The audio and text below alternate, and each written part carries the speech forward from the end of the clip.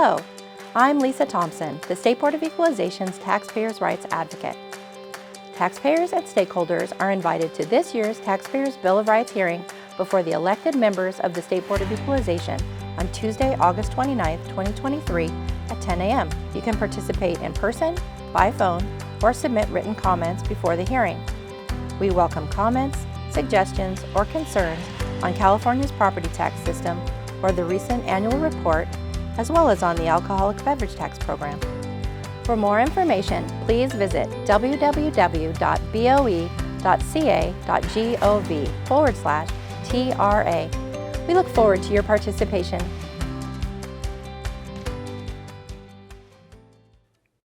Good morning, everybody. Sorry about the delay, but we'll go ahead and get this meeting started. Ms. Cicchetti, Okay. Whoops. Am I getting an echo back here? Yeah, I'm not quite sure. Who did we hear? We good? This is the AT&T operator. Oh, the Okay, AT&T. good morning. Okay. Now, you're not joined yet with the public, but let me know when you're ready to go. We're Okay. ready to go. All right. Now, give yourself 5 seconds countdown, and once into that, you will be ready to speak with the public. Okay? Thank you. Thank you. Good morning. All righty. We're ready to call this board meeting to order, and we'll start with Ms. Cicchetti, if you would please call the roll. The roll. Okay, good morning, everyone. Chair Vasquez, Present. Vice Chair Lieber. Here. Member Gaines. Here. Member Schaefer. Here. Deputy Controller Amaron. Here. A quorum is present. With that, we will officially call the meeting to order, and we will start with our Pledge of Allegiance. If I can get you to stand, those that can.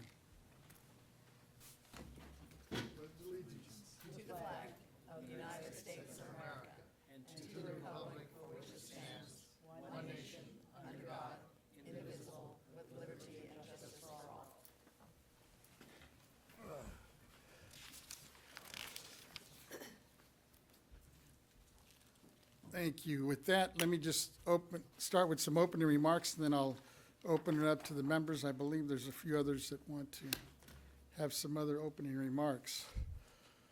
First of all, I'd like to just open this meeting in recognition of those impacted by the landslide that began July 8th in Rolling Hills Estate in Palos Verdes Peninsula. It happens to be in my district, and many of these folks who put their life fortune into these hillside homes now are finding them slipping away between the rains and then the drought, and then now with just the settling of those hillsides, we have lost, well, there's been so far 10 homes that have been completely destroyed, and at least 17 or more have been evacuated. The area is a mass collapse. Many of them, their roofs have collapsed, walls, they're retaining walls, so they're not inhabitable at this point.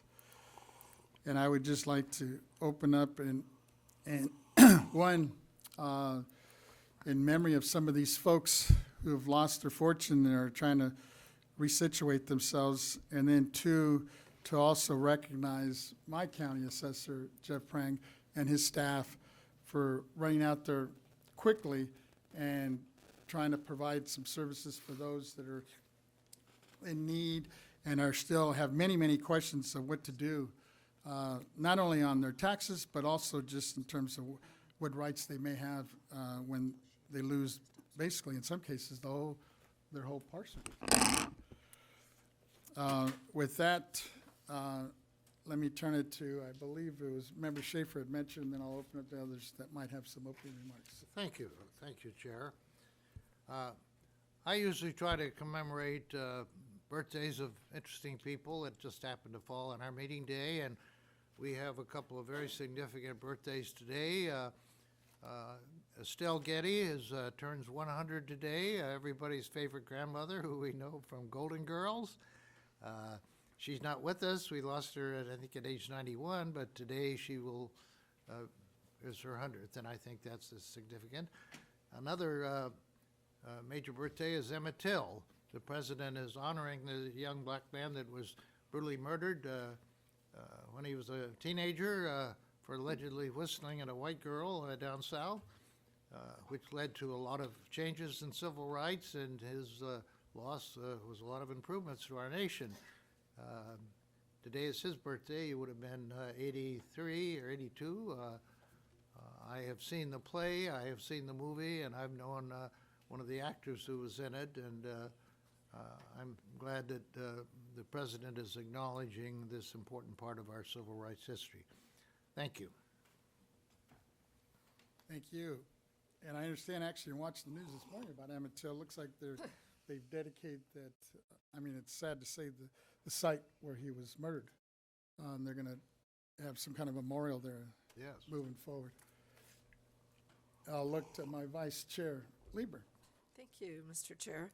Well, back in March, we recognized Equal Pay Day, March 14th, for all women who are working full-time year-round receive 84 cents.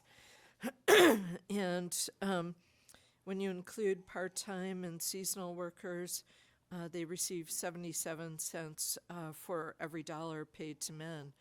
And we talked about that it's not just a wage gap, but also definitely a benefits gap, which turns into a very significant asset gap for women workers. And I wanted to recognize that July 27th is Black Women's Equality Pay Day, and that is the date that Black women working full-time year-round catch up to what non-Hispanic white male earners earned in the previous year. So it takes more than a year and a half of pay to get to that point. And again, the emphasis on real resources and wealth gap that turns into a very noticeable impact on generational wealth. And wanted to recognize that the Moms Equal Pay Day is not until August 15th, when moms will catch up with white male earners to the previous year. And the Latina Equal Pay Day is October 5th, and Native Women's Equal Pay Day is not until November 30th. So you really see a significant and disparate impact on women workers. And I think on this board we are very concerned with the assets and property of Californians. And so I hope that we can always keep in our mind the really disparate wages paid to all women workers, but particularly to women workers of color in our state. Thank you. Thank you for reminding us of that. Deputy Controller. Thank you, Chairman. Good morning to my colleagues, to everyone here and those viewing online. This July marks the 33rd anniversary of the signing of the Americans with Disabilities Act into law. This landmark legislation is one of the most comprehensive civil rights bills ever passed. Once declared a new American Independence Day, where every man, woman, and child with a disability can pass through once closed doors into a bright new era of equality, freedom, and independence. Thanks to the ADA, the very places that compromise our shared ways of life, schools or movie theaters, workplaces, national parks, and buses truly belong to everyone. To the 1 in 4 Americans who live with a disability, this marked a chance to develop their talents and make unique contributions to the world. And thanks to that effort, California, the United States as a whole, is stronger and more vibrant than ever before. That's what this law has achieved. The ADA is also proof of the power of an American law, being an example for the rest of the world to follow, because the ADA has inspired 180 other nations to pass similar disability protection laws. July is a celebration of that history, but also an opportunity to recommit ourselves to the future, to address the injustices that still linger, and to remove the barriers that remain. Americans with disabilities are still 3 times more likely than others to be unemployed. Even though they're able and willing to work, even though they have so much to contribute, there's still much more work ahead of us to make sure that people with disabilities are paid fairly for their labor, safe in their communities, to ensure access to technology, including high-speed internet that allows for full participation and being connected in today's economy, to make sure that children with disabilities have an equal opportunity to learn, to acquire skills and the sense of self-worth that will last a lifetime. I also want to acknowledge this movement because it's not just about disability rights, but also disability pride, recognizing that disability isn't something broken or to be fixed. For many, a disability is a source of power, identity, and strength. So whenever I think about the ADA, I think about my own father, Sabur Emran, who is diagnosed with Parkinson's disease. And even during the most challenging of times, my father has always kept an incredible spirit, never missed my basketball games, never late to work. He's never let his condition define him. So to everyone, everywhere has a story like that in their family.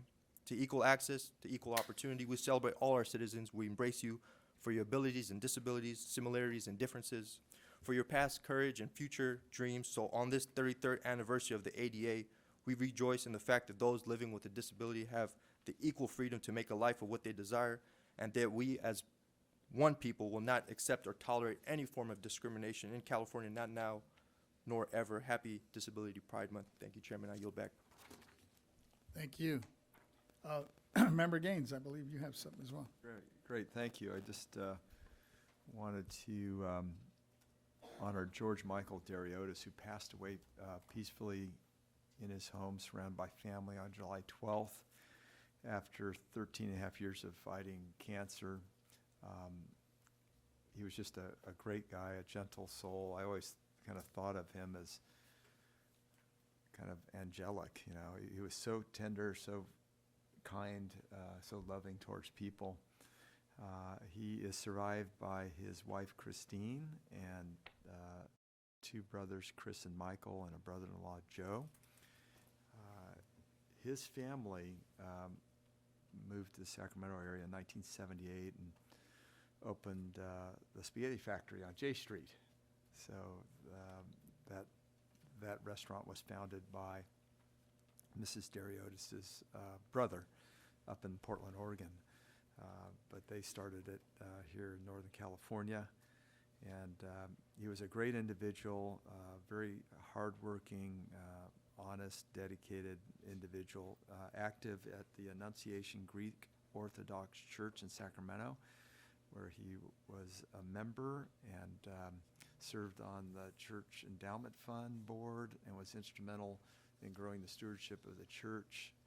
George's greatest honor was receiving the Medal of St. Paul from the eminent Metropolitan Gerasimos in 2016, the highest commendation of the Greek Orthodox Archdiocese for continuous support of Greek Orthodox faith. He greeted his fellow parishioners as an usher. He served on the board. Just a wonderful, wonderful man. He was, it was interesting because I knew him when he was single, so he got married later in life. He died at age 73, but was married in his kind of mid to late 50s and had a child. So 16-year-old son who's surviving. He's a great golfer. And so that son experienced cancer, basically. His dad had cancer almost his whole life since he was a 3-year-old. But they're very close, and they had a beautiful marriage, and they've got a great son. So I just wish them, prayers for them now during this tough period of mourning, but success in the future. So thank you. Thank you for sharing that. With that, I'd also be remiss if I didn't mention our great staff here, on our website. I notice we do a pretty good job in terms of providing disaster relief information. So as I was speaking earlier about those folks that lost their homes, if they're listening, please reach out, check our BOE website. And if you don't get your answers there, by all means, reach out to our staff. With that, Ms. Cicchetti, let's begin with our first order of business. Good morning. Good morning. Our first order of business is our informational announcement. This meeting is live streamed to the public and posted on the BOE YouTube channel. There is no hearing reporter today. The transcript of this meeting will be created from an audio live stream. First, I'd like to remind the audience to silence their cell phones and any other wireless devices. Second, the public comment is taken on each agenda item. The public will be invited to comment on matters before the board. If there are any members of the public wishing to speak before the board on any agenda item in person, we ask that you complete and submit to the Sergeant of Arms a public comment appearance sheet located at the entrance of the auditorium. If you wish to speak before the board by telephone, please dial the phone number and access code provided on our public agenda notice and follow the instruction of the AT&T moderator. If you intend to make a public comment today using the AT&T moderator, we recommend dialing into the meeting on the teleconference line before the beginning of the agenda item that you wish to comment on. We recommend this as the audio broadcast on our website experiences a 1 to 3 minute delay between our live stream and the live event. When giving public comments, please limit your remarks to 3 minutes.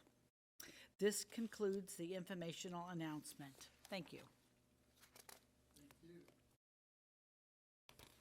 We go ahead and announce Okay, our first order yes. of business.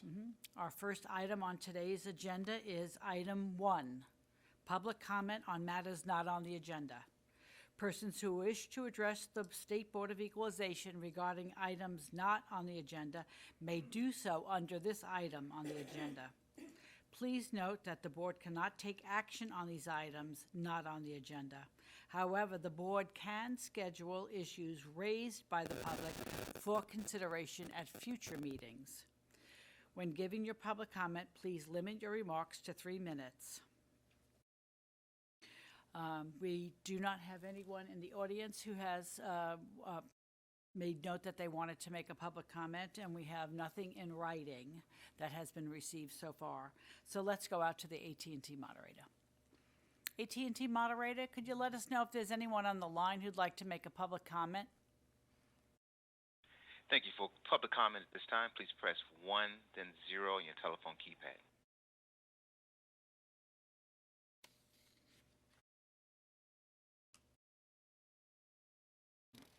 And we have no comments in queue at this time. All righty, thank you.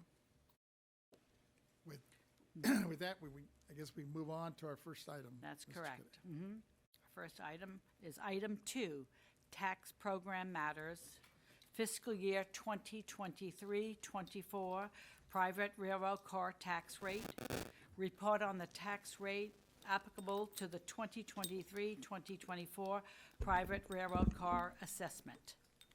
Ms. DiNapoli will present these items for your consideration. Good morning, Chair Vasquez and honorable board members.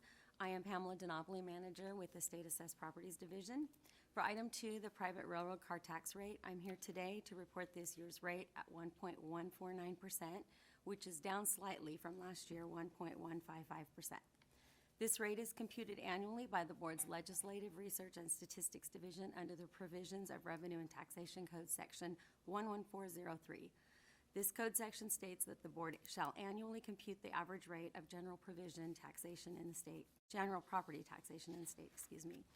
The rate is approved annually by BOE's executive director and reported to the board at the July meeting for informational purposes. The approved tax rate is applied to the State Assessed Properties Division to the annual private railroad car assessed values. The private railroad car assessed values multiplied by the approved rate will equate to the amount of tax due for each private railroad car assessee. This item is for informational purposes only and does not require board action. This concludes the report for the 2023 private railroad car tax rate, and I'm available if you have any questions. Member Gaines. Could you just tell me in general terms why the rate dropped from the year before? It just goes by the annual, they get the information from the state controller's office for the average rate of all of the counties, and so it's averaged Okay. by the research and statistics. So Okay. I'm not really quite sure. It's just the average rate. Okay. Very well. Thank you. Seeing no other hands or questions? This is just an informational item, so I think we're good. Thank you. You're welcome. This is just a report. Mr. Kitty. All right. The next item on the agenda is item number 3, Tax program matters, adoption of the 2023 private railroad car roll. Staff recommendation for the lien date 2023 assessment of private railroad cars under the provisions of the private railroad car tax law. This matter is a constitutional function, therefore Deputy Controller Emron may not participate in accordance with Government Code Section 7.9. This item is being presented by Ms. DiNapoli and Mr. Ibarra. Good morning, Chair Vasquez and honorable members of the board again. My name is Pamela DiNapoli, manager in the State Assessed Properties Division.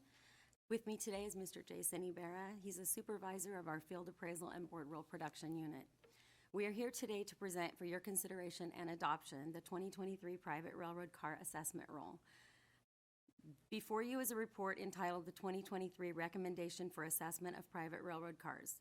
This report represents the staff's recommendation for lien date 2023 assessment of private railroad cars under the provisions of the private railroad car tax law.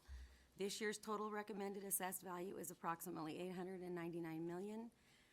Under adoption of the staff's recommendation, SAPD staff will prepare the 2023 private railroad car tax bills and send them to the private railroad car taxpayers by the required statutory date of October 15th.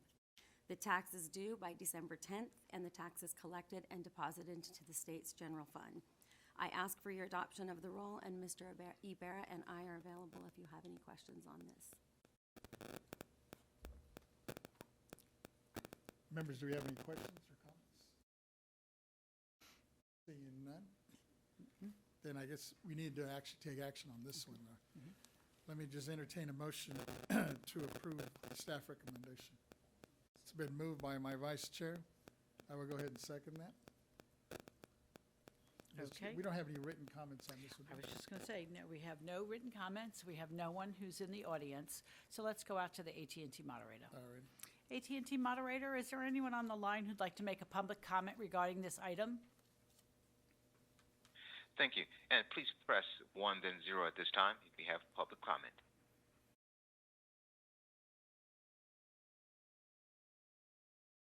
We have no public comment at this time. All righty. So we have a motion to adopt staff recommendation for the lien date 2023 assessment of the private railroad cars as presented by staff. The motion was by Vice Chair Lieber and seconded by Chair Vasquez. We ready to take roll? Yes. Chair Vasquez? Aye. Vice Chair Lieber? Aye. Member Gaines? Aye. Member Schaefer? And the Deputy Controller cannot vote. So that's unanimous of those available and able to vote. With that, we will move on. Do we have another report? Yes, go ahead, continue. Before we go any further, I'll just remind everyone to keep your cell phones away from the microphones. We're having some feedback issues. I'll separate. All righty, the next item on today's agenda is item 4, property tax matters, adoption of the 2023 state assessed property roll.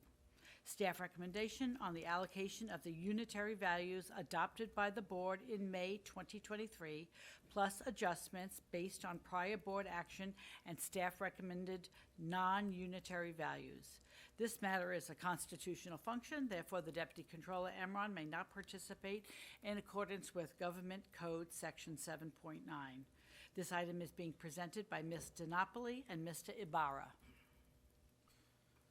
Good morning, Chair Vasquez and honorable board members.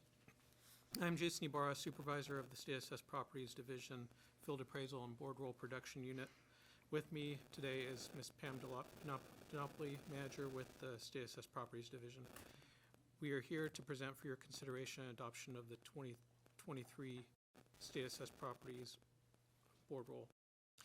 Before you is a report entitled the 2023 Recommendation for Assessment of State Assessed Property. This recommendation reflects the unitary assessed values adopted by the board on May 23rd, 2023, along with adjustments to the roll based on prior board actions, as well as staff recommended non-unitary values. This year's state assessed roll totals approximately $143 billion of assessed value.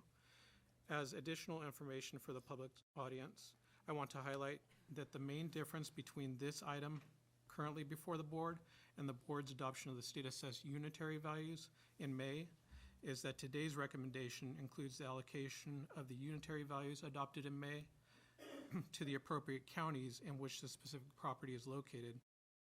In other words, the board adopted total values for each state assessee in May, and today I'm requesting that the board approve how those values are allocated to the state's 58 counties. Our staff relies primarily on assessee reporting as the basis for our allocation of the adopted assessed values to each county. Upon adoption of these recommendations, State Assessed Properties Division staff will transmit the allocated assessments to the 58 counties so that the counties may generate tax bills and collect the property tax. Staff will provide each county auditor's office with an electronic version of the roll, and the electronic copy will be followed by a hard copy sent via U.S. mail. An electronic version is also transmitted to each county assessor's office as well. Each state assessee receives notice of their allocated unitary assessment as well as their approved non-unitary value. Each notice provides information regarding how to file an appeal if they wish to do so, and provides the deadline dates to file an appeal. Members, that concludes our presentation of this item. I ask for your adoption of the roll, and Ms. DiNapoli and I are available if you have any questions.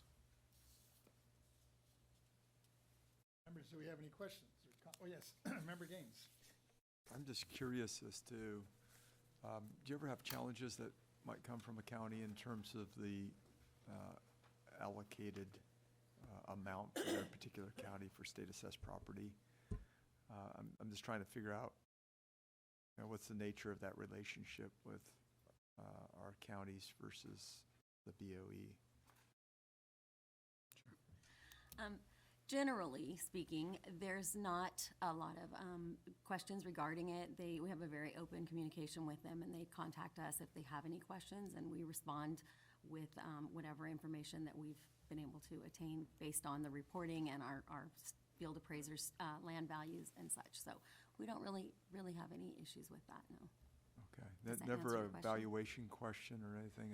And Occasionally, like I said, generally speaking, they might ask, well, there used to be a value here and there isn't, and it's usually a case of, the company's either not reporting a property anymore, or so they don't have it, and they question that, and then that's good. Yeah. It keeps us Okay. on our toes just in case, but yeah, Yeah. it's typically, generally speaking, we have a really open communication with them, so Okay, it's not a problem. that's great, thank you.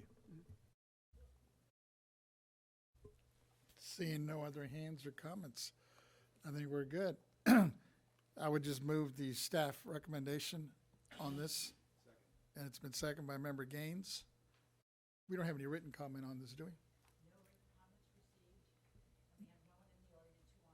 Public comment. Let's go to the AT&T moderator. All right. AT&T moderator, is there anyone on the line who'd like to make a public comment regarding this item?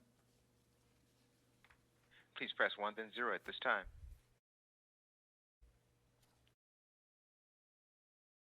At this time, no public comment. Thank you. Thank you. With that, let's go ahead and take a vote. Okay. We have a motion to adopt the 2023 State Assessed Property Roll as presented by staff. The motion was by Mr. Vasquez, and it was seconded by Mr. Gaines. All righty, let's take roll. Chair Vasquez? Aye. Vice Chair Lieber? Aye. Member Gaines? Aye? Member Schaefer? Aye. All righty, and Mr. Deputy Controller Emron cannot vote. So that's unanimous of those able and can vote on this item. With that, Ms. Cicchetti, we move on to the next item.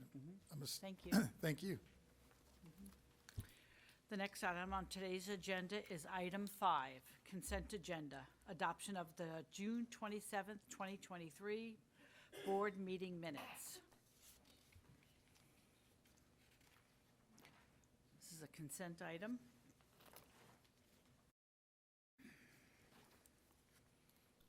Members, do we have any comments, questions? Seeing and hearing none, I'd like to entertain a motion to approve the minutes. Second? It's been moved and second. We don't have any written comments on this one, do we? No, no written comments were received, and I have no one in the audience at this time. So let's go to the moderator. AT&T moderator, is there anyone on the line who'd like to make a public comment regarding this item? Please press 1 then 0 for public comment at this time.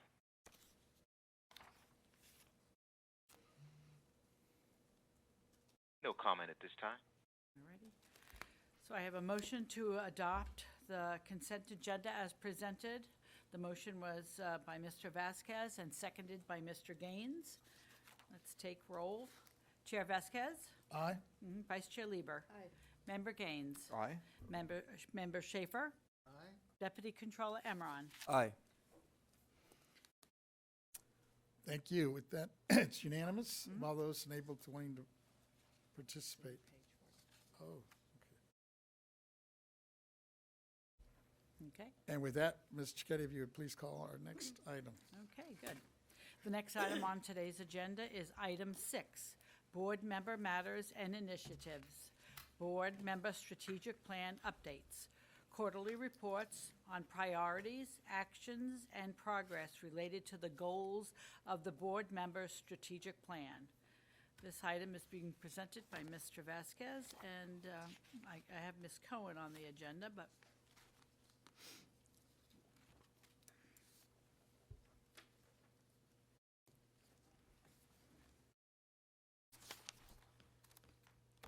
You know, I'm looking at my notes here. Okay, here it goes. Members, at our last update on the progress related to the board member strategic plan, we discussed and confirmed items that were completed and reviewed, those that still, and then those that are still in progress.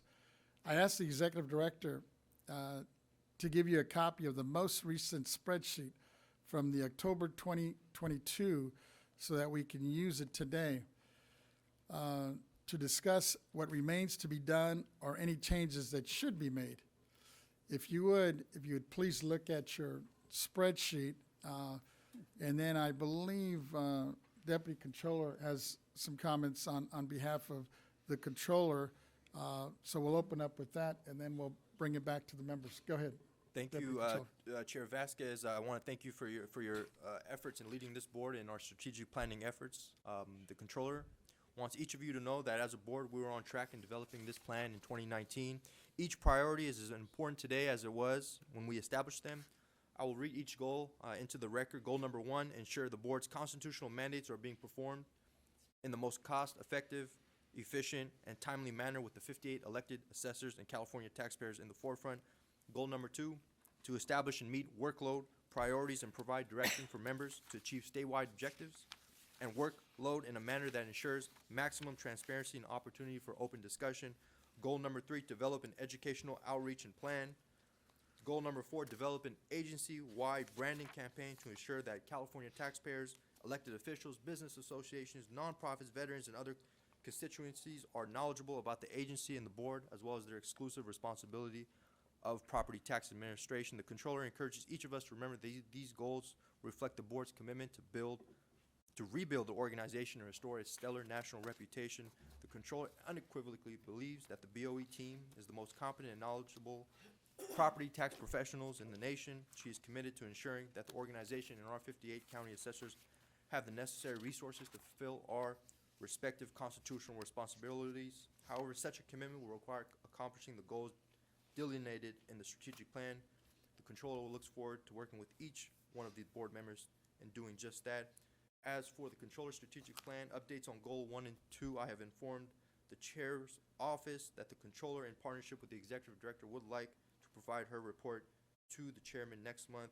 Again, Chair Vasquez, the Controller appreciates your leadership on the board's strategic plan and applauds your team for all their contributions in this important work. Thank you, sir. I yield back. Thank you.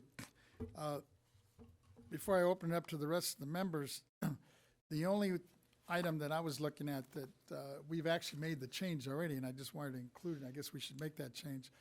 It's under Goal 2B, on the spreadsheet that shows we slightly revised our guidelines from using the letter L and M items on March 21st, 2023, by directing that it'll be shown as numbered items now on our agenda, which is the format we've been using, the alphabetical letters now.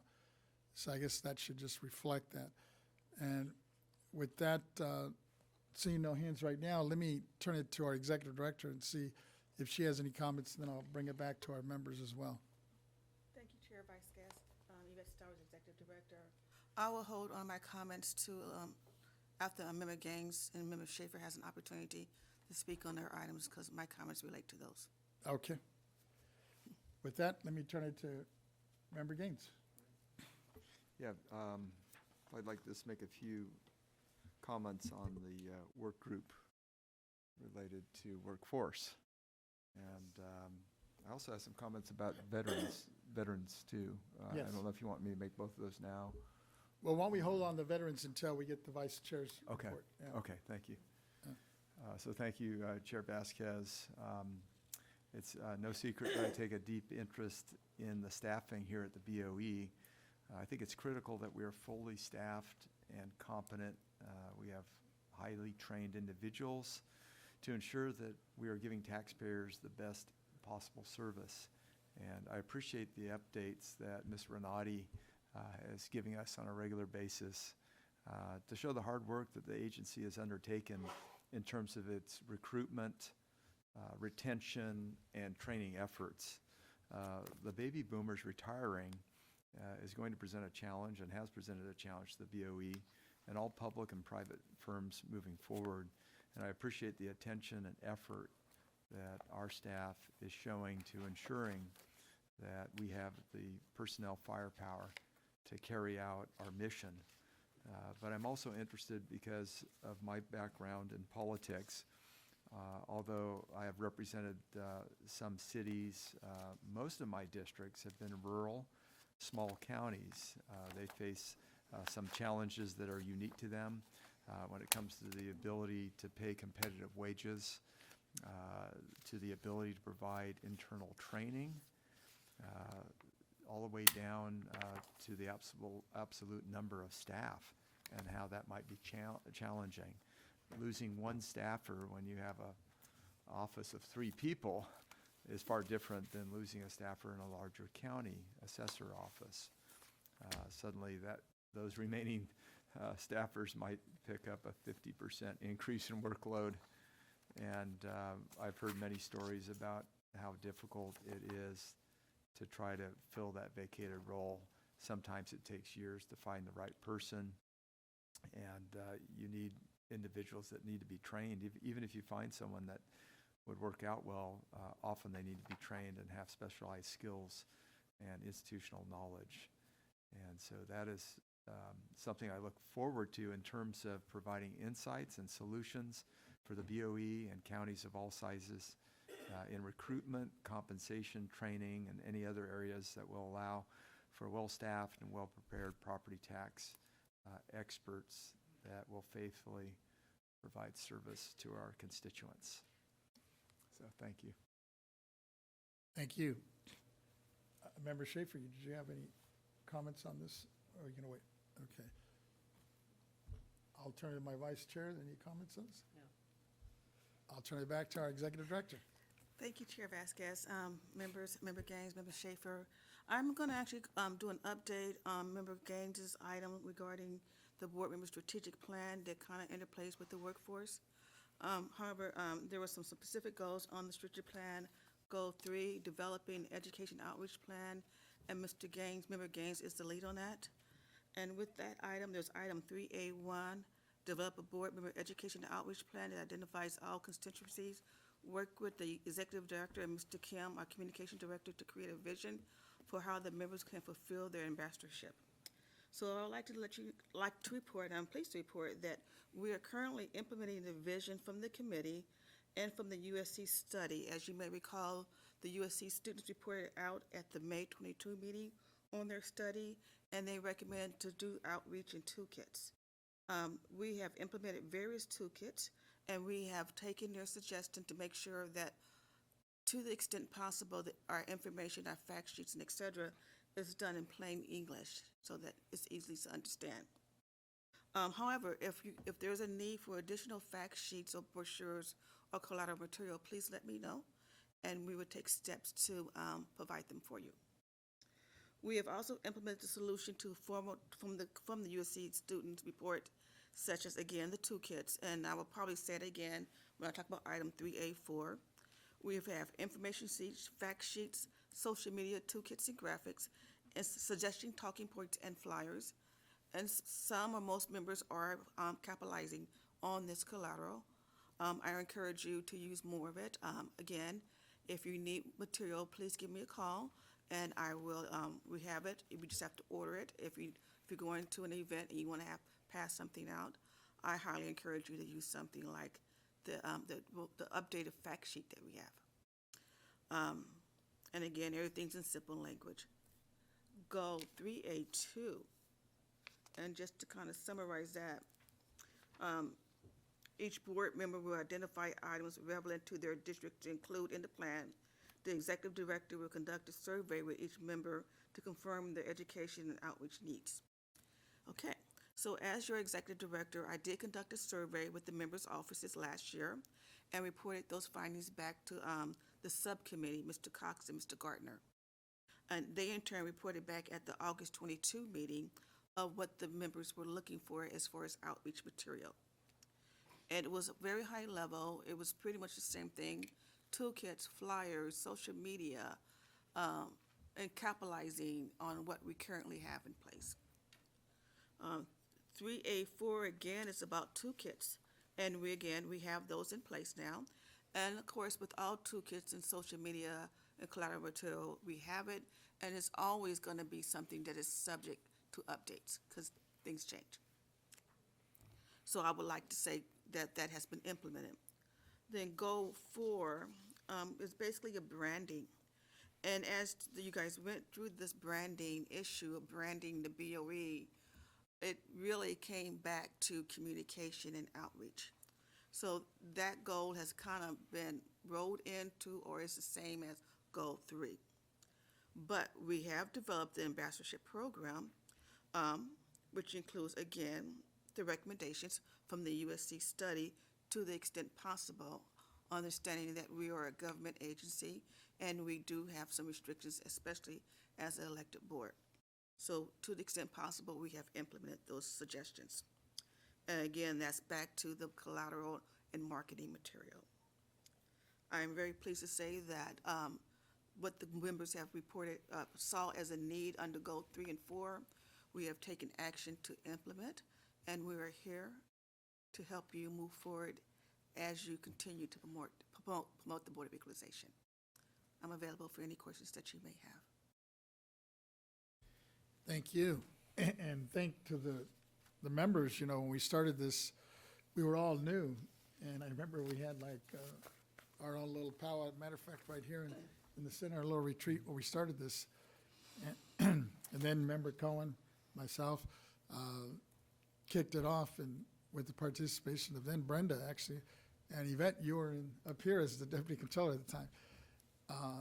And it's good to see that several of these things that we laid out were actually accomplished. I mean, there's some were a little bit more longer terms, and I'm looking forward.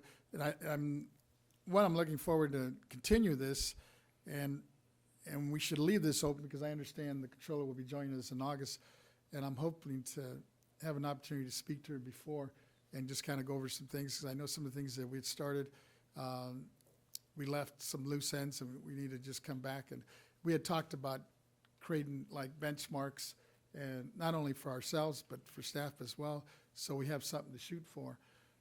So I'm looking forward for that as it moves forward. And some of these things, as I'm looking at them down the road, we may break them out into being more matters that might take on by the members, as you know, as we look at the reclassification down the road. I guess it's going to take on a little later on governance. But with that, let me just say, unless there's other comments people wanted to make. Oh yes, Member Gaines, go ahead. Vice Chair, Oh. would you like to speak first? And I'll- I'm sorry, go ahead. yes. Thank you, Mr. Gaines. Well, I just wanted to give my compliments to staff for all the work that's been put in on finding ways to implement this strategic plan. And I think it starts with the leadership, and then really Mr. Peter Kim with the digital assets that we have, because looking at the numbers of people that visit the digital assets to learn more about Prop 19 and other issues, I think it's really come into its own in terms of being a very valuable asset, and also interactive with the other agencies and with members of the legislature being able to access it and see it in a very concise way. And then I always really love the, I can't remember if you called it plain English, but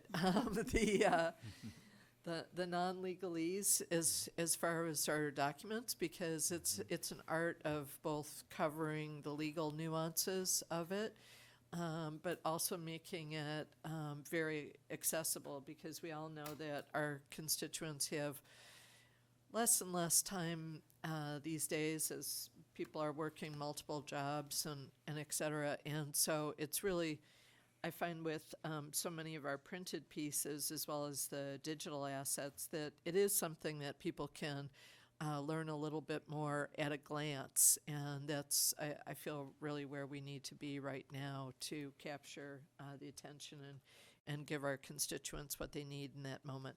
So thank you. Thank you. Member Gaines. Yeah, thank you.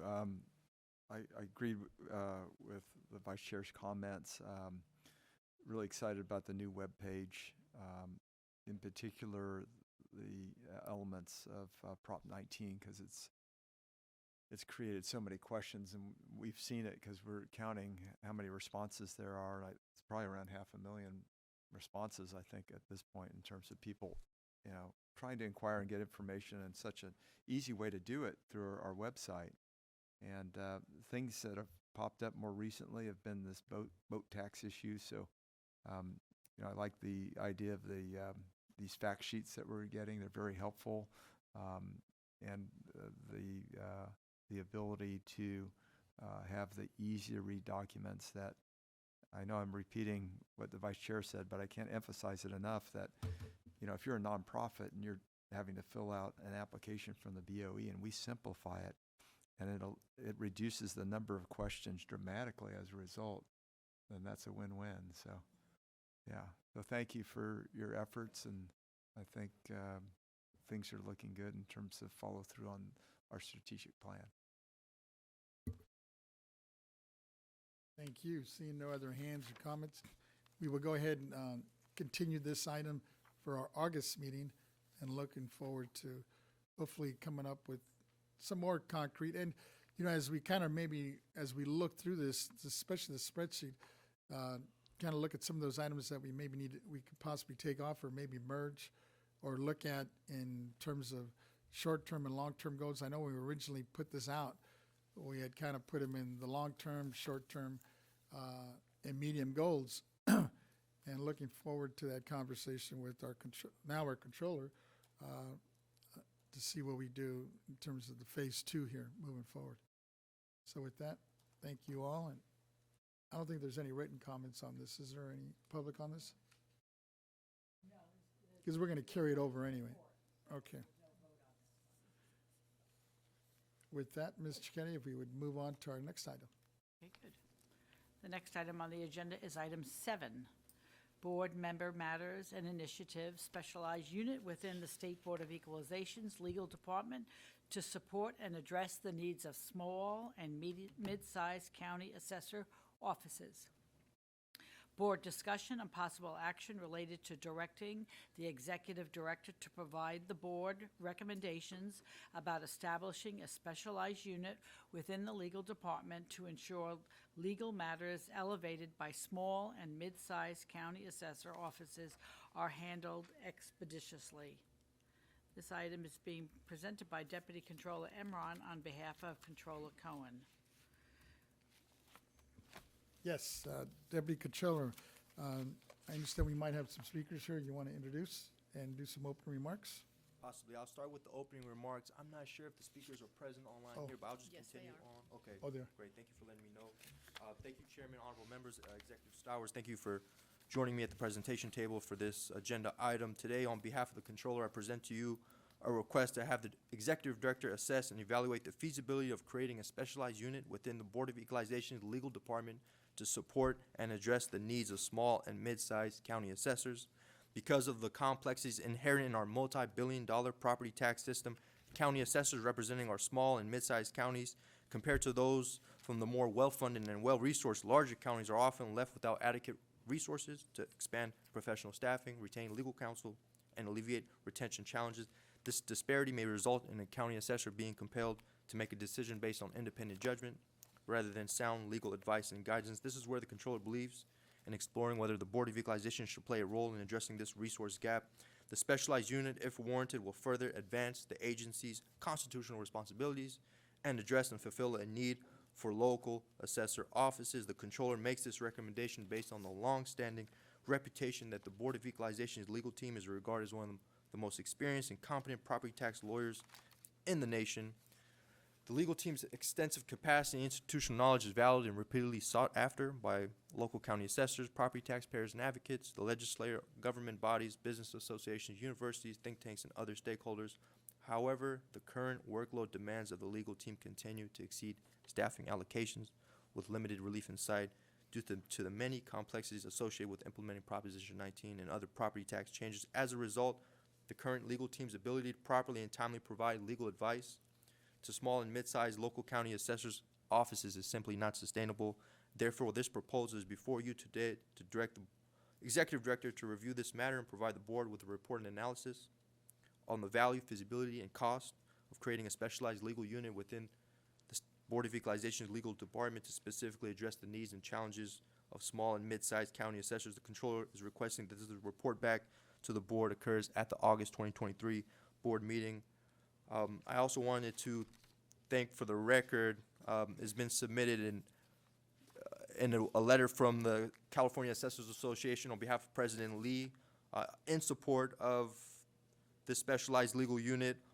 I just want to quote, although the county assessors consider the current legal team within the BOE to be a valued resource, employing a specialized unit may provide added support for our shared commitment of delivering fair and equitable assessments. Additional legal resources specifically for small and mid-sized counties would be appreciated if your Board finds feasibility and execution of this proposal, end quote. So once again, thank you. And Executive Director Stowers, I just want to turn to you if you have any comments on this proposal. Do you have another speaker first? Ms. Lee, Assessor Lee? Ms. Lee? If she's on, yes, please. Ms. Lee? Yes. Good morning. Good morning. Thank you.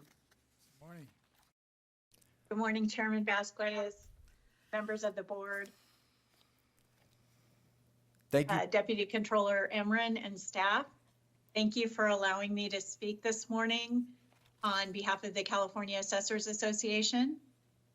I'd first like to express our appreciation to Ms. Cohen for making the proposal to specifically assist small and mid-sized counties in legal support.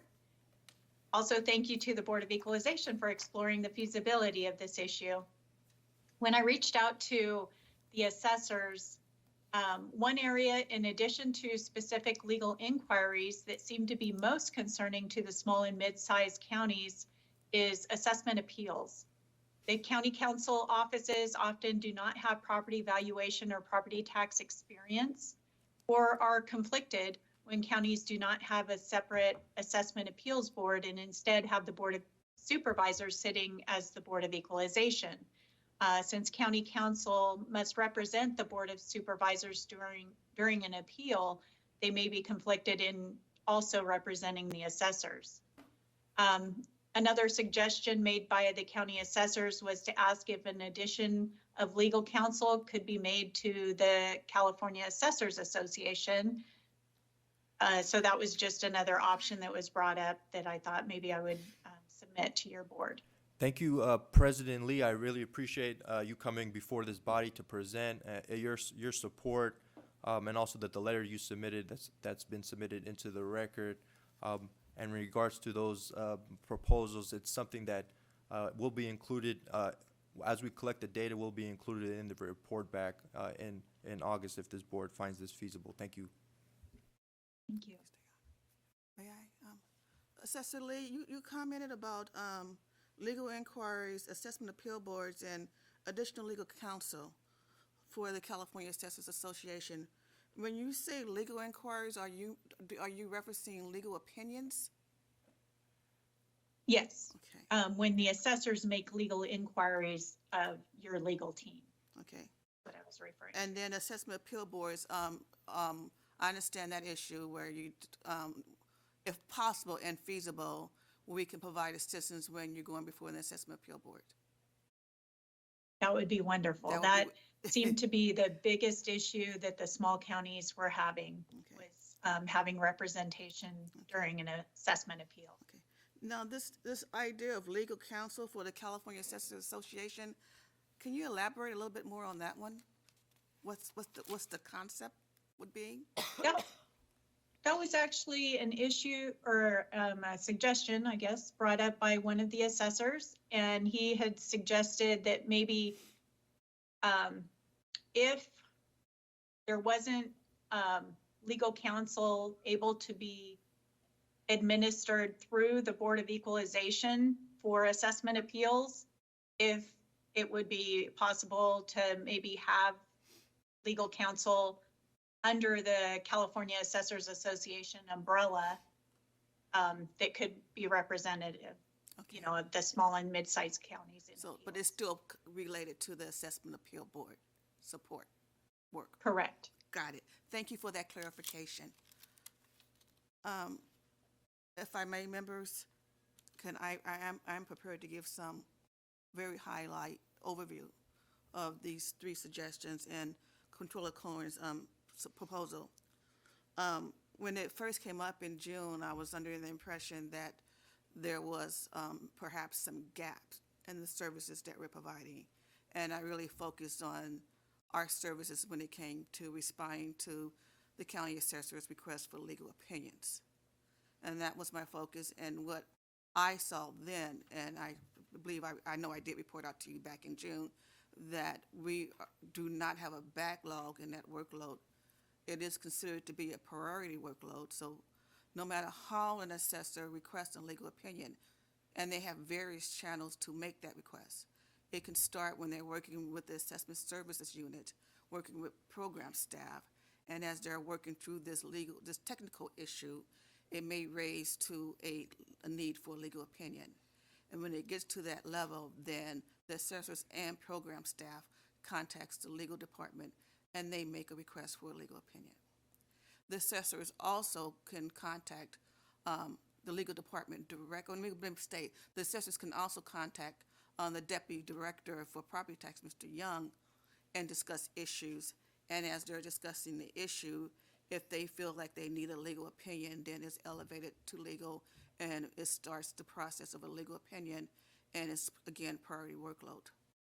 They can also contact our most senior counsel, Mr. Richard Moon, who is the guru of property tax. And they often go to him first, and they discuss an issue, and they try to work through it. And then if there's a decision made by the assessor that they want a legal opinion, then Mr. Moon would log it in as a request for a legal opinion and work collectively with the legal team of drafting that opinion.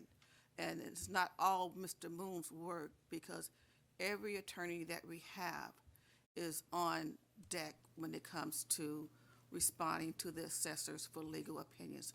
Again, it's a priority workload. So although attorneys are wearing multiple hats, including Prop 19, including assessment appeals when we're in the appeal season in late fall, we still have other attorneys that are available to respond to these inquiries. As I indicated in June, it takes about 90 days to complete an inquiry. It could take longer if it's extremely complex, or if the scope of the inquiry grows, and sometimes it does. I talked about Mr. Moon and how he responded. The assessors also have the ability to go directly to the chief counsel and ask for a legal opinion, and the chief counsel will sign it out appropriately. And finally, and most importantly, what I learned when I first came on board, they can also come to me. And they have, and requested a legal opinion. And trust me, it was a priority workload, and they got done within 90 days. So I just want to stress that. But again, there's always room for improvement. There's always going to be a staffing need. And if there is a need, we can look into if there's a need. But however, it's going to be very difficult for me to give you a costing of what it would be when I don't have any metrics. I don't have any knowledge of how many bodies they think they need to do this unit, especially when you consider that I just said we don't have any backlog when it comes to assessors' requests for legal opinion. With respect to what was just shared, having some support for assessment appeal boards when they're going before the board, and if that's not feasible, maybe they can be part of the California Assessors Association. That is, both of those are kind of tied together, and basically, I understand what Assessor Lee is saying. Some of the small and mid-sized counties, their legal representation does not have the same breadth and depth as BOE legal. And so, yes, it would be wonderful if BOE legal could basically be their counsel when they're going before a board. However, that would be a severe conflict of interest. We're here to provide guidance to the assessors and to the property owners as well. And we have to remain mutual. So if we're representing them before an appeal, there's a major conflict. So those two items I can say now, and if you like, I can have legal come up, but I can say with 100% confidence that that is not feasible. Vice Chair Schaefer, Vice Chair Lever, going back 2 years here. Well, I did want to hear more about that from Mr. Nanjo, and I'm not sure if it would take state legislation to try to resolve that inherent conflict, because it seems to me that if the BOE is here to represent the taxpayer and the taxpayer is before an appeals board, do we have any standing to sort of take over and be the counsel for counties or for the Assessors Association? Unfortunately, ethically, we really can't. As you know, the board oversees the whole program and process as a whole. So as Executive Director Stowers very accurately described, we do need to be neutral. We can't be seen as representing the county at the Assessment Appeals Board level and then have the taxpayer or have an issue come up where they're saying the county did something wrong. Well, you know, why is the people who were representing the county going to judge whether or not they did anything wrong? That doesn't seem fair. So it causes a problem from that standpoint. Generally speaking, with the advice and opinions that we give, first of all, one of the main things that we do is we find out whether it's from an assessor or from a taxpayer. If we get an inquiry, we ask if this matter is either in litigation or currently before an assessment appeals board. If it is, we will still render an opinion, but we want that to be a joint request from both parties. Again, eliminating conflict. We're not taking sides. At that point, we're giving, you know, as our expertise as the property tax experts or gurus, as Ms. Stowers had and others have described, we then provide the advice that both parties can use. And again, it is important for the legal department and this board and this agency to be viewed as a nonpartisan, neutral expert in the field. And if I could ask one follow-up question, would it be possible for the legislature to put together a fund of money for the small counties that might not have that depth of staffing to be able to go out and get legal expertise that would not be conflicted in terms of their loyalties, but would be working for that county. I think that's I'll take that question. That would be more appropriate for the legislators to do, similar to what they did when they set aside funding for the county assessor's technology project.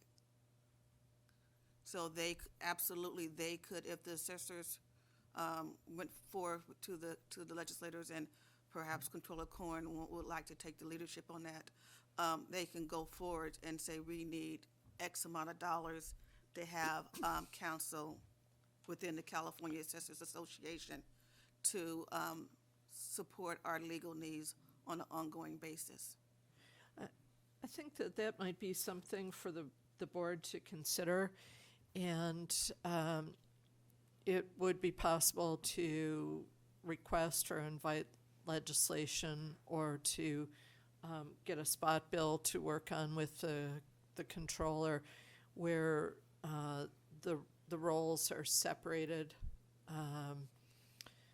in terms of what the expectations of loyalties are. And I have not heard it coming forward from any of my smaller counties that they don't feel that the BOE has been anything but extra responsive. And in meeting with them, they've all been able to name their favorite staff members too, and they're all accessing them very, very well. But I think that if there were potential legislation, it would be a good idea to see which counties would come out in favor of that, and going through that process is a good way to surface the needs as well. So something to consider, but I appreciate the answers from staff. And also, for Assessor Lee, while she's here, I think she knows this, but one of the things that I always try to make a point to let the assessors know is whether, first of all, I'm more than amenable to having them reach out directly to some of my attorneys if they have a relationship and they need a quick answer. But I always ask them to CC me or let me know so I can monitor it. And I do place the highest priority on assessor inquiries because obviously they have an important job to do, and I know that they're reaching out because they need an answer right away. The 90 days represents an average. Candidly, we turn things around a lot faster than that if we can. The only thing that really slows us down is the complexity of the issues. Sometimes we do have to do quite a bit of digging and making sure that we're not running afoul of prior precedents or other decisions. But I'd like to think and hope Assessor Lee can verify that we try to have a very good working relationship with the assessors. Thank you. Thank you. I think there's Member Gaines and then Member Schaefer, and then we'll bring it back to the control. Thank you. Thank you, Assessor Lee, for your comments. We appreciate that. And I, along with Vice Chair Lieber, represent a lot of smaller counties, medium and smaller counties. So I'm in tune with some of the challenges and how to address them. I like the suggestion that Vice Chair Lieber came up with in terms of taking a look at legislation and seeing if there might be some funding that would help provide some support. I'm also curious as to, you mentioned you have to remain neutral. Could our legal provide mediation for both parties? For counties, small counties? That's typically not a role that we've been authorized to do. So, that's a little more difficult. Okay. That really is a decision that has to be made by the county and the practitioner. And candidly, at the in-county level, most counties have both private and county mediators that can fulfill that role. Okay. So I don't want to step on their toes, for lack of a better term. Yeah. Okay. All right, Assessor Lee, I'm just curious as to what your thoughts are in terms of the discussion. Thank you. We are very appreciative of the legal team. And when I reached out to the assessors, there was nothing negative to say about the legal team themselves and the services they've provided to assessors. So we do greatly appreciate all the efforts and everything that's been done at the BOE end with their legal team. We just wanted to be supportive. Of course, this is a great suggestion as far as additional legal services, but we don't really know, the workload and things, on our end of things. So feasibility, that would be more in your arena because the assessors, of course, don't know if it's feasible or not for you. Okay, all right. Well, we could explore it on our end, I think, and then we could try to determine what the real need is. If we move forward, as Vice Chair Lieber suggesting, with legislation, we could really dig into that and take a look at what is the need at each of the counties and collaborate with you and the association and move forward on that. So thank you. Appreciate it. That sounds good. And I'd be happy to reach out to the assessors on that specific issue as far as assessment appeals, legal Great. representation. Wonderful. Thank you. Thank you. Thank you, Chair. I'm not convinced that a specialized unit is needed. In fact, I would say I think it's unnecessary, and I would be aware that we have certain constraints on what we can do to interfere with the operations of the board. We're just sitting here as a super policy, and I look at this as more of an administration issue that would really be imposing upon Ms. Stowers' role as our chief executive. And I would think that there are certain things we can and cannot do, and I do think that the Constitution and the legislature both want to restrict how micromanagement we may get. I have a lot of times that I want to micromanage, but I step back, and I think Ms. Stowers is very able, and she has great counsel, and I just don't think this is necessary, and I don't want to go on the record for that. Also impressive, Ms. Stowers says we can always room for improvement. I called my office in San Diego. I work from my home, and I called my office in San Diego to see who was answering the phone because I wasn't, and I found Ms. Lieber's chief of staff answering the phone, Gary Gardner, saying, "This is Mike Schaefer's office. Gary hasn't worked for me for 7 months or so. I would like to invite Ms. Stowers or anybody here to give me a call once every few months. How's the weather down in San Diego?" Or just so when we do find something going wrong in the telephone answering machine, we'll learn that. I called an attorney the other day and left my name and phone number and asked them to get back to me, and it's the attorney's practice to not talk on the phone. They like to send emails. So I called a week later and said, "How come I haven't heard from you?" And they said, "Oh, we sent you an email last week." I said, "Where'd you send it to?" I only respond to my own personal emails. They said, "We sent it to your BOE email." Well, I checked the BOE email, and they're not coming to me. They're coming to outer space or wherever it is.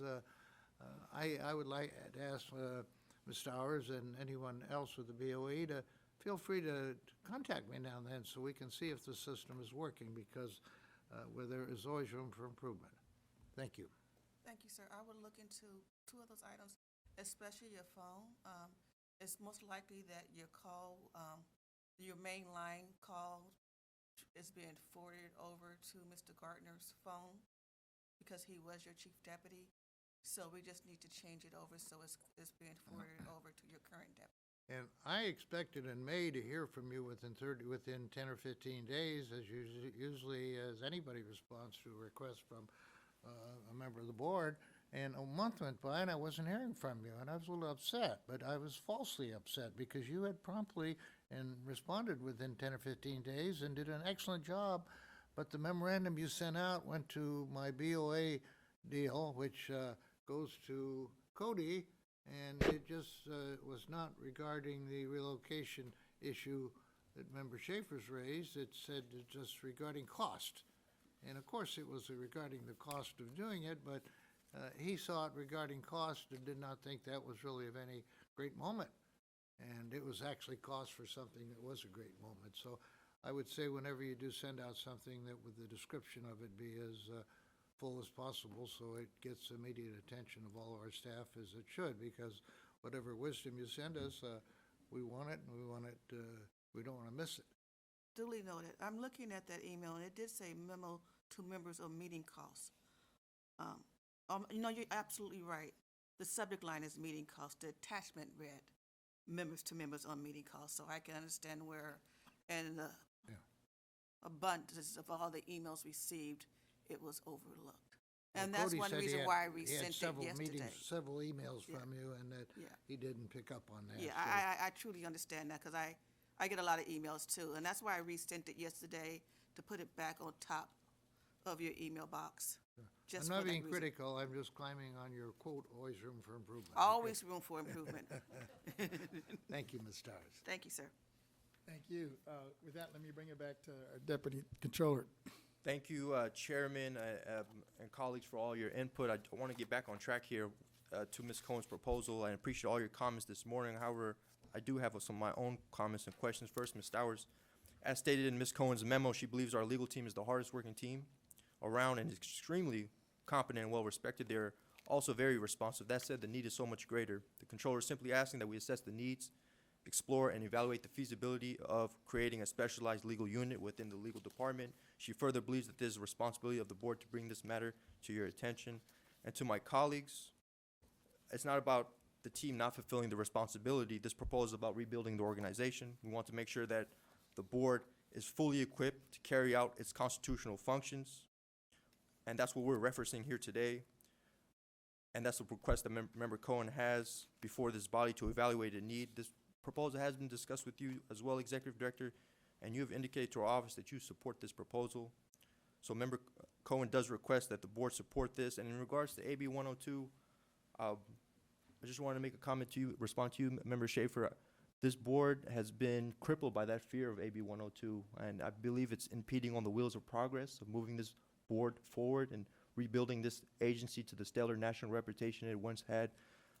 And the Executive Director has sent out an inquiry that says that this action does not violate AB 102 in any way, rather that it actually is in consistent lines with AB 102.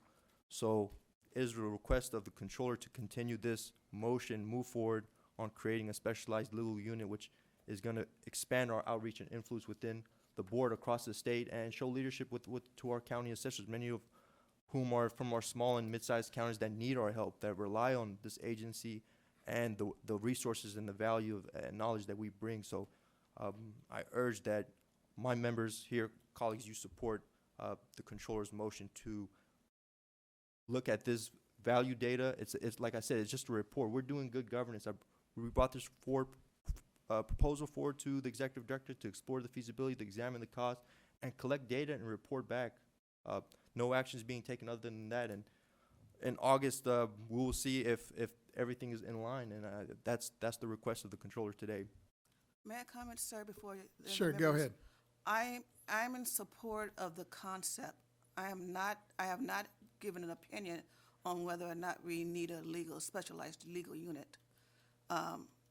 I've been working with my legal team to get an understanding of their workload, and I've been reaching out to the assessors to get an understanding of how we're meeting their needs. I do not have any data, any metrics to really cost out such a unit, because I'm not seeing what we will be doing any differently than what we're doing now. If it is the board's desire to direct me to look into the feasibility of such a unit, then of course I would look into that. But I have limited data to look at. So if you want a report in August, it's going to be limited because I don't have any metrics. If the ultimate goal is to either expand the legal department services, have additional attorneys. Mr. Imran, you comment about rebuilding the agency. which is one of our strategic goals, to rebuild, to revitalize, and modernize. And it's also one of you guys' goals to make sure that we have the necessary structure in place to carry out our duties. So they're kind of lining in. So the question to me is, do we need more attorneys within the legal department? And if we do need more attorneys within the legal department, is it feasible to have attorneys where their only duties are to support small and mid-sized counties? Or do we just get more attorneys to make sure that we're turning our workload over in a quicker? Not that we're behind, but just to make sure that we have sufficient attorneys to handle everything that the attorneys have to do. To go forward with that, that is a budget change proposal. Even if I said, yes, this legal unit for small counties and mid-sized counties is necessary, it will require a budget change proposal. And again, when you're looking at BCPs, I need data, I need metrics, and Henry would tell you, because I'm giving him a hard time right now. You need data, you need metrics. And you start that out 2 years out. So we just have the budget for 23-24. Entities who are looking to put in a budget change proposal for the 25-25 fiscal year, they have their metrics, and they're already working with their budget shop now, and Department of Finance now, to move it forward. Here we are in July, I have no data. So even if I said, yeah, this is a good idea, let's move forward, I need data, and I wouldn't be able to put together a BCP come August or September of 2023. It would be more likely the summer of 2024. Ms. Renati, do I have my years right? Okay, thank you, team. So this is not a quick resolution. It takes time. It takes planning. Again, it takes data. It takes metrics.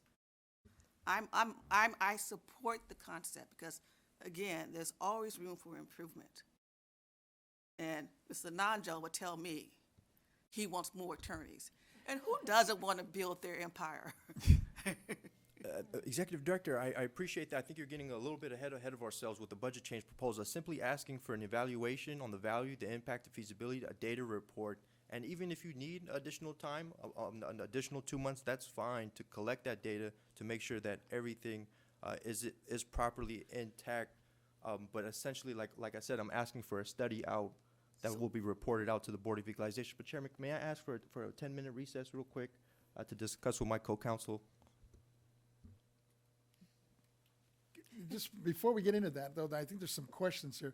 And myself, I mean, I come from a large county, so I'm kind of relying on my colleagues here, especially District 2 here and District 4 that have the majority of these small counties.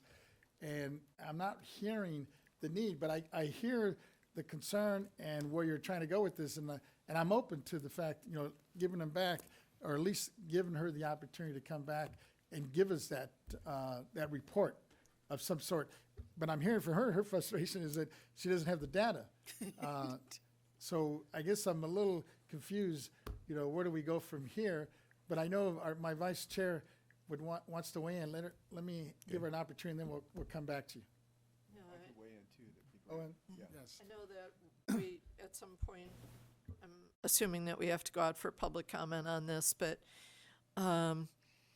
I have a question, and this is an open question. It doesn't need to be answered right now. If it's possible that the controller could tell us at the August meeting if she would have an objection to approaching the issue that she's identified through legislation. I think a strength that we have is that during this year we've formed many relationships with the Revenue and Taxation Committee, and this would be part of their bailiwick. And I think for me, one of the good things about approaching it that way is that it doesn't get us into the position of compromised ethics in terms of who we are representing through the staffing of the BOE. I do have questions about if it is a small rural county and we are augmenting the staffing of that county through additional counsel, be it in a very fraught way through the BOE, or if there were legislation, then would we also be proposing to add representation for the taxpayers in those rural counties? Most of the rural counties that I represent are, the population is not comprised of people who are quite wealthy. It's comprised of people of very modest means. And so if we put our thumb on the scale, on one side, are we going to add some type of consideration for the other side? And these are sort of all questions that I have about how would this work. I'm really interested to get more input from the small and medium counties, because I have just not encountered this as an issue in talking with our counties. The additional issue has been raised today about what about the assessment appeals, and could we help by putting our thumb on the scale in some way on that side of things. And these may be questions that we can't really answer in this forum, but it's a concern that I have. So I will just leave it at that for right now. Member Gaines. Yeah, thank you. I'm supportive of moving forward on, I think it would really be a study, isn't it? Isn't that what we're asking for? Correct. To be a study. take a look at it and look, I think we need to dive deep in these questions that Vice Chair Lieber just brought up in terms of, there's different parties involved, and so are we addressing it in a fair manner? I like this idea of a legal unit for counties, though. It'd be nice to have, and I'm thinking you could even use, if you just looked at the current staff, could there be particular people with the existing staff that maybe would have more expertise in this area that could serve as a resource for the county assessors? But I think we have to be very careful, in my opinion, also in terms of, maybe as a mediation, but I don't even know if our authority allows mediation. So, and that would be more even-handed, right? Because you'd be working with both parties. But I think if we probably need to define or ask a number of questions and then move forward with studying it. I would like to get more input from my counties and also from taxpayers. So it's a delicate balance. Thank you. Chairman Vasquez, Go ahead. if I could I was going to make a recommendation, but let me hear from you. Go ahead. Sure. I just wanted to comment. I think I just wanted to make sure we're all on the same page. I think the data that Executive Director Stowers is saying that we're missing is really an understanding of what the need is on the county's part. Because to create a specialized unit is all well and fine if the need is they have a lot of opinions that aren't going, being answered in a timely manner. I can tell you from the metrics I have that for small and medium counties, we've only had 20 inquiries in the last year. So it's not something that my team can't handle. And then to your point, Member Gaines, one of the things that the way I organize the legal team is the legal team, all my attorneys do some level of property tax so that they can, because that's kind of what the BOE does, right? So they, as a training mechanism, when we get a new attorney, I expose him or her to as many areas that they can, but as a bread and butter, this is your main course with everything, it's property tax. So all of them develop some level of property tax. And then what happens when we get inquiries from assessors is we screen them, Mr. Moon and I, to see, okay, is this something that one of our newer attorneys can handle? It's a straightforward question that they can look up, we can guide them and they can provide an answer to the assessor, or is this going to take someone of higher knowledge base and experience? So by having, for lack of a better term, not a specialized unit, all of my attorneys are available to assist assessors when necessary. And for at least what we do, that's the more efficient way to function, because that way we can, if I need to put all my attorneys on assessors inquiries, if I get all of a sudden a whole bunch of them in at the same time, I can do that. Okay. And what's really nice about it is it's not foreign to any of those attorneys. They have handled assessor inquiries at some level sometime in their career. Okay, now, tell me if I'm wrong, but it's my understanding that our tax-paying constituents can also speak to the legal department. Correct. And I don't know to what degree we're telling our constituents that, but if we talk about being even-handed, I want to provide support for the California assessors, each county, but it'd be nice to also make those services available for our constituents, especially in these smaller counties. I don't even think they have access to the BOE. I know that some of the more sophisticated folks do, and Yep. will Yes. often ask you, pretty technical questions. We do get, if I may, we do get requests from the sophisticated ones, their representatives. As far as the individuals in the rural counties, they may call the assessment service unit and ask a question, and they get help. Or they may call the Taxpayer Rights Advocate's office and get Okay. help. But you guys hit something that is resonating with me right now, is when they're going before the Assessment Appeal Board, although it's supposed to be you can represent yourself, property tax is complex. So I get where an individual would need some assistance. We used to have a taxpayer assistance program when we heard all appeals, where an individual could file an appeal. It could be a simple letter, and our TAP program would look at it and contact that individual and say, hi, I'm from the BOE, I'm an attorney, I see your issue, would you like to engage me for free? And we will assist you in your appeal. There's a gap here, I'm gonna say it right now, because we don't have it for property tax anymore. Our sister agencies, they still have it for their appeals, but that's something that we do not have. So regardless of what the board's desire is to direct me to look at whether or not this unit is feasible, I am gonna look into this taxpayer assistance program, because there is a gap there.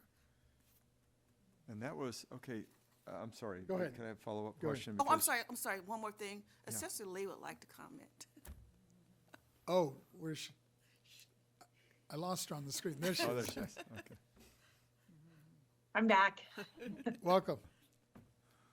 I just wanted to address the issue that Ms. Lieber brought up.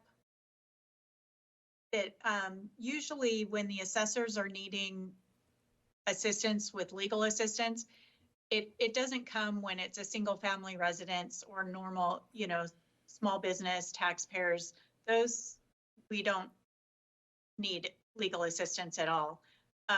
It's the appeals where we're going up against tax agents. For example, right now, Mariposa County has their biggest taxpayer in the county filing for assessment appeals, and they have no legal counsel to represent the assessor's office. So that's just an example of why we're kind of, the assessment appeals is the big issue with assessors. Okay. did you have something else, Member Gaines? Yeah, thank you for that clarification. You had mentioned the TAP program, and I've heard of that, and that was the appeal process under the old BOE. Under the old BOE, yeah. And I can see where we didn't have it, we don't have it, because we technically don't do, well, we do large appeals, state assessees, Yeah. but we don't have appeals coming to us for the smaller taxpayers. Yeah. Or anything on the county level. So it doesn't mean that it's not something that we could look into and see how we can do it. And then if we have a TAP program and the assessor is going before, we had to look at the rules, and would that still also be a conflict? I don't know. But it's something worth exploring. Through Lisa Thompson, taxpayer rights advocate, that might be the area where they could make a call and get a little help or advice. They could definitely call TRA and get help, and that's what a lot of them do, you know, because the individuals are not happy with what the assessor is doing or saying, and a lot of time it's more education. But there's times where Ms. Thompson has found where there is some ways to adjust the value, and she brings it to the individual's attention and to the assessor's attention, and they work together and come to an agreement. Okay. The other thing I wanted to make sure the board members were aware of is, as Ms. Stowers has laid out, we are a very coordinated and collaborative agency. Taxpayers, to directly answer your question, Member Gaines, can go any one of three places. One is TRA, the other one's the Property Tax Department. They have folks that regularly help people, and the third is legal. And what I mean by we're collaborative is what happens is whether it comes into property tax or TRA, if, for example, TRA realizes it's a complex property tax issue, may have some legal issues, they loop in legal and property tax at that point and get the information. So we work very hard to provide assistance to both sides, as long as they're not in litigation against each other. And then if they're in litigation against each other, as I mentioned previously, all we ask is that they just get a letter from the counties or the other side saying that they also want to have the information, and then we provide it to both. Oh, okay. That's great. Thank you. So that's something that we can provide now that we can shout out to our constituents. Absolutely. Those three services. And I mean, the TRA and the property department, they've already been helping a lot of my constituents on Prop 19 stuff and other stuff, but the legal is kind of a nice other element that we ought to be at least elevating and talking about.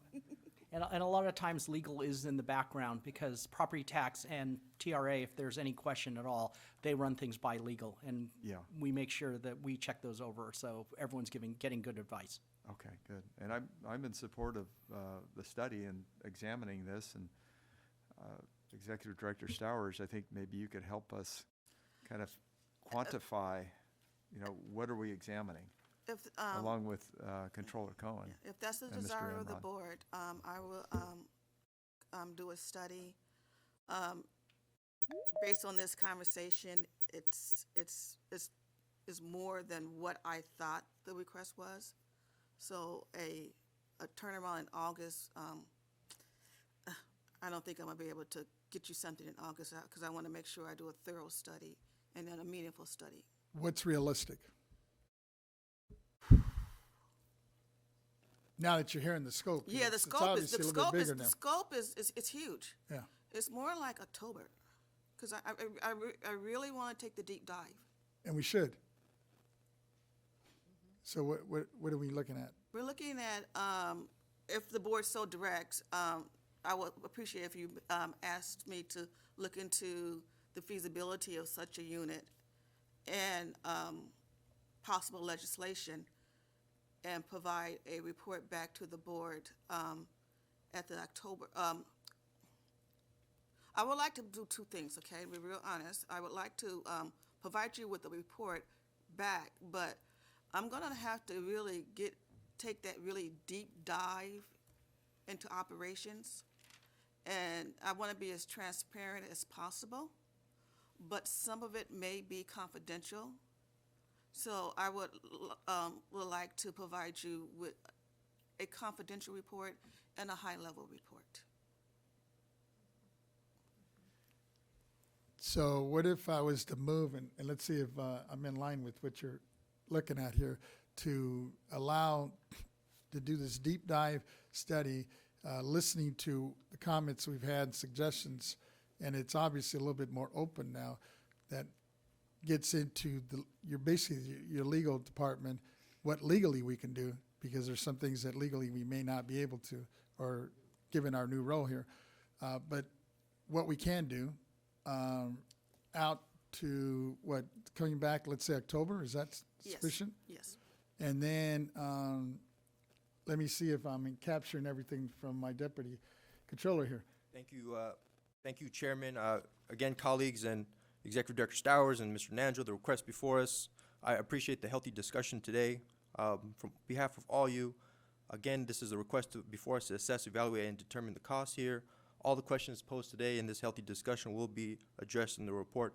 And once again, I just want to make for the record clear, the controller is not requiring anything. This is purely an assessment. But before we do take any type of motion, can we take a break here, Chairman? If I may, sir, if you do agree to take a break, we are at Yeah, I know we're getting close to lunchtime. We're at lunch, so this might be a perfect time to recess for lunch. Why don't we do that? Let's recess for lunch, and did you have something? Go ahead, question. Unless somebody else has any other questions. Go Yeah, ahead. question before we Vice Chair. recess. I'm wondering if when a motion is made, if it's better to request from the executive director that she develop the information than to direct. I'm a little bit uncomfortable with directing because I think we run into an AB 102 issue with that.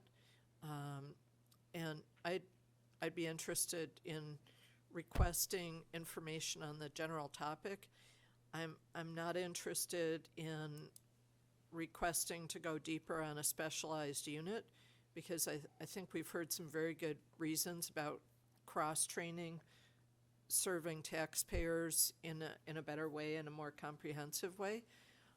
But I do think that the controller has raised a very good issue with this, but I'm wondering if we might request rather than directing so that we don't run into an issue there. Well noted. With that, let's, we're not going to take action right now. Did you have a question? Right, I just wanted to let you know, if you do decide to recess for lunch, when we come back, you'll be going into your board work group meetings because you have scheduled speakers. Well, So- we could reconvene as this group just to You think put a so? closure on it. Is that, I don't think that's a problem, is it? Let me look at my legal I believe it's an issue folks. with your team. They do have some people who are scheduled to speak at specific Oh, times what this time? afternoon. 12:40. 12:40. Oh, shoot. So we could take it back up tomorrow, Can we do that? if that's. Oh, yeah, we're the coming pleasure of the back. board. We're coming back back tomorrow. into We our could order take of it up business. first thing tomorrow morning. Why don't we do it? And that gives you the whole overnight to flesh this out a little bit. I would prefer that we speak to it today after lunch. It'll just take a few more minutes, and just kind of continue to move the progress forward. So if it could be an action item that's taken up today, the control would appreciate that. But I think we're up against a logistics, because you said there's people actually waiting at 12:40, right? Which right now, that means we're taking a short lunch. Well, Which I'm not- How's staff feel about that? I know they're not usually we happy. try to They're- give them an they're hour, not right? happy. I know they're not happy. Yeah, I mean, we'll accommodate because that's what we have to do. It'll be no more than a 10-minute delay to vote on this action today, and I think the control would appreciate that. All right, let's see. Well, let's go ahead and we'll take the break now. So we have speakers coming on at, what you said, 12:40? my Or 12:45? understanding is, yeah, your staff has assigned people to begin at 12:40. That's correct. Some have already logged in. What am I hearing? Yeah, some have already logged in, so yes. Some already logged in. We might be able to fit it in, even in between speakers if it came to that. All right. Let's say a speaker doesn't show up, or the comments are shorter. Well, let's go ahead and break now to accommodate staff here, and we'll reconvene. Is 12:45 too late to come back? Yeah, 12:45. I just want to, I know you folks, you'd like to get an hour. I'm trying to squeeze as much as I can Let's go here. with 12:45, that's the best All we right, can so do. we're, Okay, let's go. we'll break right now for lunch, and we'll reconvene at 12:45.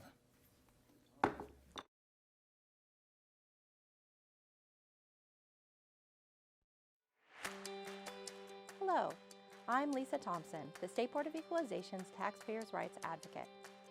Taxpayers and stakeholders are invited to this year's Taxpayers' Bill of Rights hearing before the elected members of the State Board of Equalization on Tuesday, August 29th, 2023 at 10 a.m. You can participate in person, by phone, or submit written comments before the hearing. We welcome comments, suggestions, or concerns on California's property tax system or the recent annual report, as well as on the alcoholic beverage tax program. For more information, please visit www.boe.ca.gov/TRA. We look forward to your participation.